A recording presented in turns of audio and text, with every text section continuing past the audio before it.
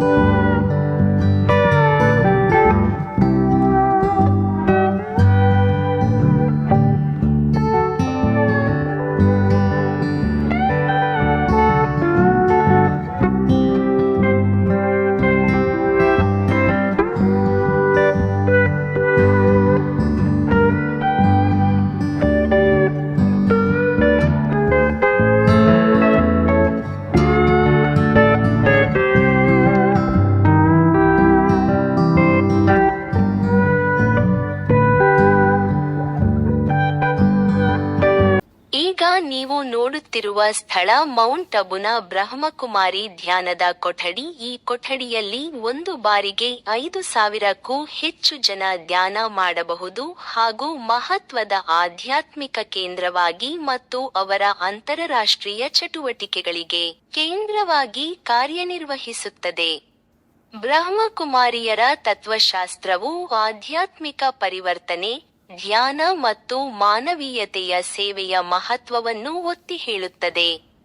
ವ್ಯಕ್ತಿಗಳು ತಮ್ಮ ಆಂತರಿಕ ಆತ್ಮಗಳೊಂದಿಗೆ ಸಂಪರ್ಕ ಸಾಧಿಸಲು ಮತ್ತು ಹೆಚ್ಚು ಅರ್ಥಪೂರ್ಣ ಜೀವನವನ್ನು ನಡೆಸಲು ಸಹಾಯ ಮಾಡಲು ಅವರು ವಿವಿಧ ಕೋರ್ಸ್ಗಳು ಮತ್ತು ಕಾರ್ಯಕ್ರಮಗಳನ್ನು ನೀಡುತ್ತಾರೆ.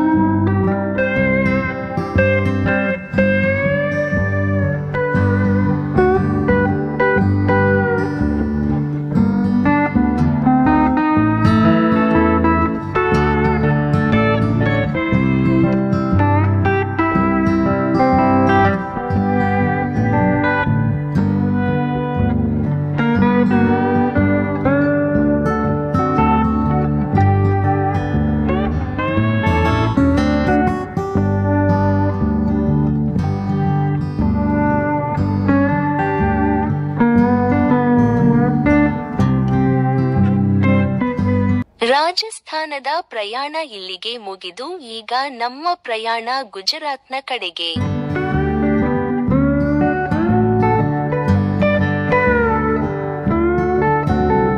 ಈಗ ನಾವು ನೋಡುತ್ತಿರುವ ಸ್ಥಳ ಗುಜರಾತ್ನ ಗಬ್ಬರ್ ಮತ ಮಂದಿರ ಮತ್ತು ಅಂಬಾಜಿ ಮಂದಿರ. ಗಬ್ಬರ್ ಮಾತಾ ದೇವಾಲಯವು ಭಾರತದ ಗುಜರಾತ್ನ ಬನಸ್ಕಾಂತ ಜಿಲ್ಲೆಯ ಅಂಬಾಜಿ ಪಟ್ಟಣದ ಸಮೀಪವಿರುವ ಗಬ್ಬರ್ ಬೆಟ್ಟದ ಮೇಲೆ ನೆಲೆಗೊಂಡಿರುವ ಮಹತ್ವದ ಹಿಂದೂ ದೇವಾಲಯವಾಗಿದೆ.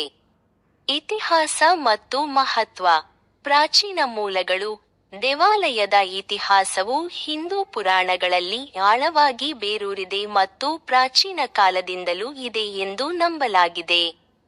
ಶಕ್ತಿಪೀಠ: ಇದನ್ನು 51 ಶಕ್ತಿಪೀಠಗಳಲ್ಲಿ ಒಂದೆಂದು ಪರಿಗಣಿಸಲಾಗಿದೆ. ಹಿಂದೂ ದೇವತೆ ಸತಿಯ ದೇಹದ ಭಾಗಗಳು ಅವಳ ಸ್ವಯಂ ದಹನದ ನಂತರ ಬಿದ್ದ ಪವಿತ್ರ ಸ್ಥಳಗಳು. ಸತಿಯ ಹೃದಯವು ಈ ಸ್ಥಳದಲ್ಲಿ ಬಿದ್ದಿದೆ ಎಂದು ನಂಬಲಾಗಿದೆ.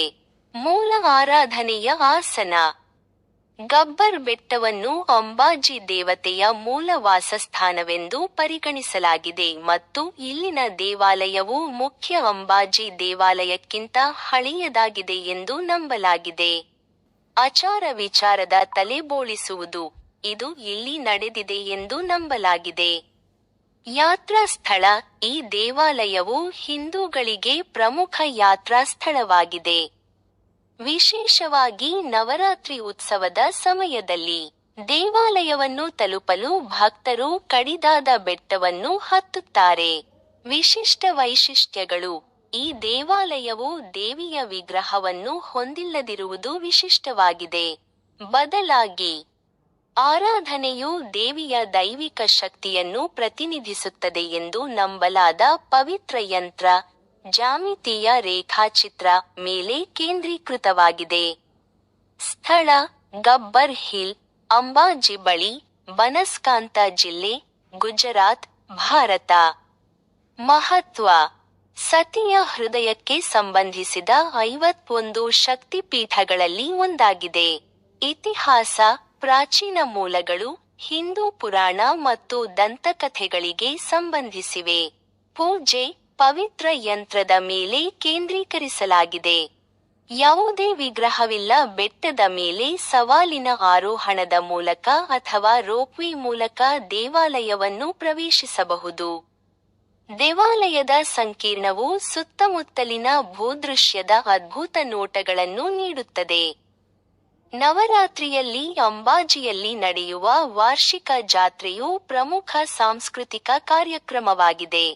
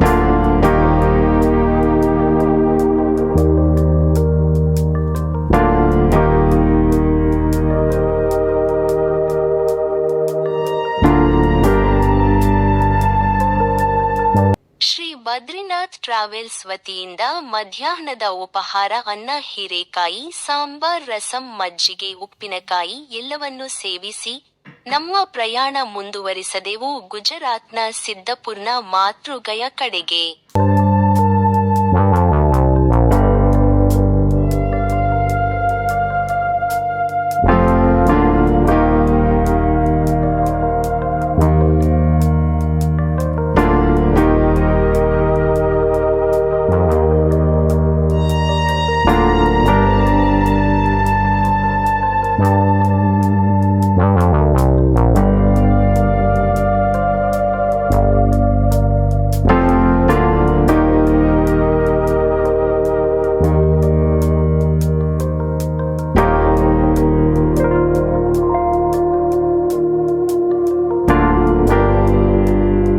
ಈಗ ನೀವು ನೋಡುತ್ತಿರುವ ಸ್ಥಳ ಮಾತೃಗಯಾ ತೀರ್ಥಕ್ಷೇತ್ರ ಸಿದ್ಧಪುರ ಎಂದು ಕರೆಯಲ್ಪಡುವ ಮಾತೃಗಯಾ, ಭಾರತದ ಗುಜರಾತ್ನ ಪಟಾನ್ ಜಿಲ್ಲೆಯ ಪವಿತ್ರ ಯಾತ್ರಾ ಸ್ಥಳವಾಗಿದೆ.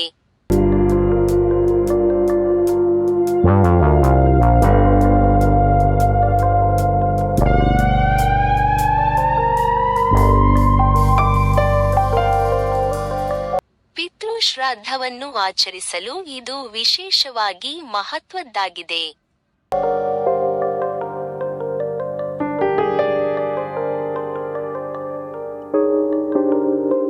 ಇದು ಪೂರ್ವಜರನ್ನು ಗೌರವಿಸಲು ಮತ್ತು ಸಮಾಧಾನಪಡಿಸುವ ಆಚರಣೆಯಾಗಿದೆ. ಪವಿತ್ರ ಮಹತ್ವ: ವಿಷ್ಣುವಿನ ಅವತಾರವಾದ ಪರಶುರಾಮನು ತನ್ನ ತಾಯಿಗಾಗಿ ಇಲ್ಲಿ ಪಿತೃಶ್ರಾದ್ದವನ್ನು ಮಾಡಿದನೆಂದು ನಂಬಲಾಗಿದೆ.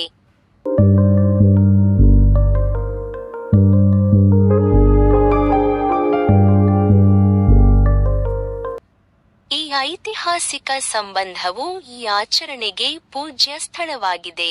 ಬಿಂದು ಸರೋವರ: ಒಂದು ಪವಿತ್ರ ಸರೋವರ, ಬಿಂದು ಸರೋವರ, ಸಿದ್ಧಪುರದಲ್ಲಿದೆ. ಇದನ್ನು ಪವಿತ್ರವೆಂದು ಪರಿಗಣಿಸಲಾಗುತ್ತದೆ ಮತ್ತು ವಿವಿಧ ಪೌರಾಣಿಕ ದಂತಕಥೆಗಳೊಂದಿಗೆ ಸಂಬಂಧ ಹೊಂದಿದೆ.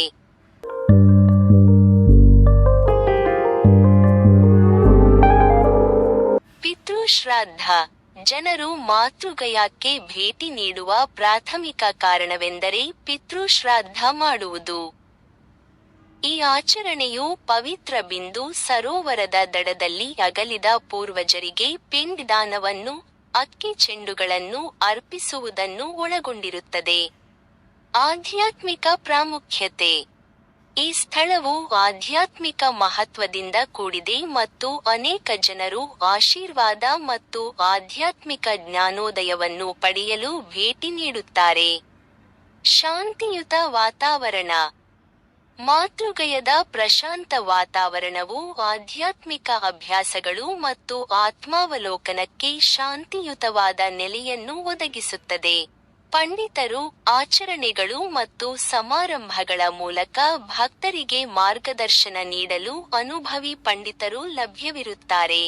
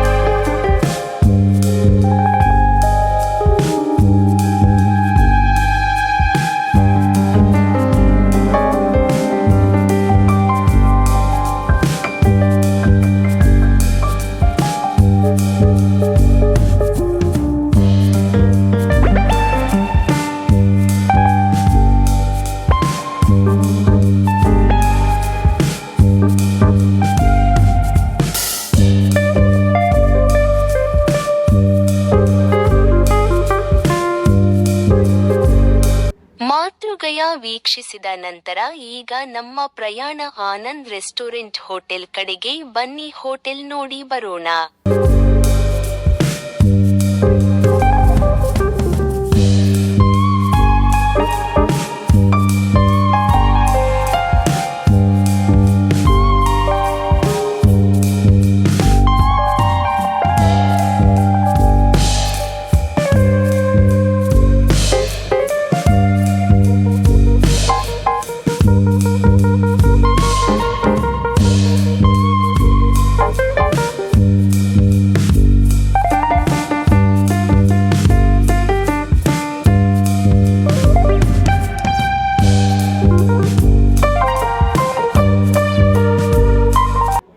ಇವರು ನಮ್ಮ ಡ್ರೈವರ್ ರವಿಕುಮಾರ್ ಮತ್ತು ಕಂಡಕ್ಟರ್ ರಾಜೇಶ್ ಅವರು.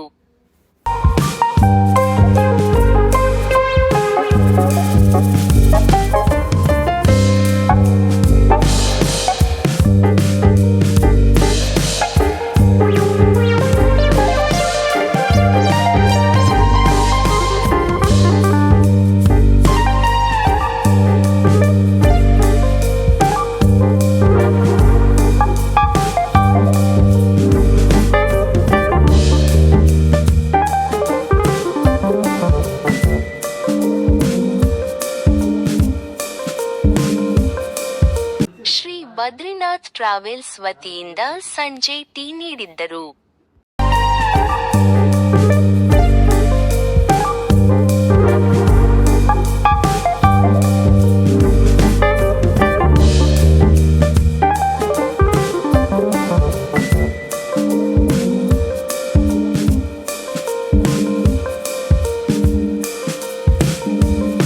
ಶ್ರೀ ಬದ್ರಿನಾಥ್ ಟ್ರಾವೆಲ್ಸ್ ವತಿಯಿಂದ ರಾತ್ರಿಯ ಊಟ ರಾಗಿ ಮುದ್ದೆ, ಮೊಳಕೆ ಹುರುಳಿಕಾಳು ಬಸ್ಸಾರು, ಮೊಳಕೆ ಕಾಳು ಪಲ್ಯ, ಅನ್ನ, ಮಜ್ಜಿಗೆ, ಬೋಂಡಾ, ಉಪ್ಪಿನಕಾಯಿ, ರಷ್ಯನ್ ಫ್ರೂಟ್ ಸಾಲಡ್ ಎಲ್ಲವನ್ನೂ ಸೇವಿಸಿದೆವು. ಇಂದಿನ ಈ ವಿಡಿಯೋ ಇಲ್ಲಿಗೆ ಮುಕ್ತಾಯವಾಗಿದೆ. ಇದೇ ತರಹದ ಮತ್ತಷ್ಟು ವಿಡಿಯೋಗಳಿಗಾಗಿ Shri Badrinath travels YouTube channel ಅನ್ನು ಸಬ್ಸ್ಕ್ರೈಬ್ ಮಾಡಿ, ಲೈಕ್ ಮಾಡಿ, ಶೇರ್ ಮಾಡಿ. ಎಲ್ಲರಿಗೂ ಶುಭರಾತ್ರಿ ಮತ್ತು ಅಶ್ವಥ್ ಕೇಶವ ಅವರಿಂದಲೂ ಧನ್ಯವಾದಗಳು.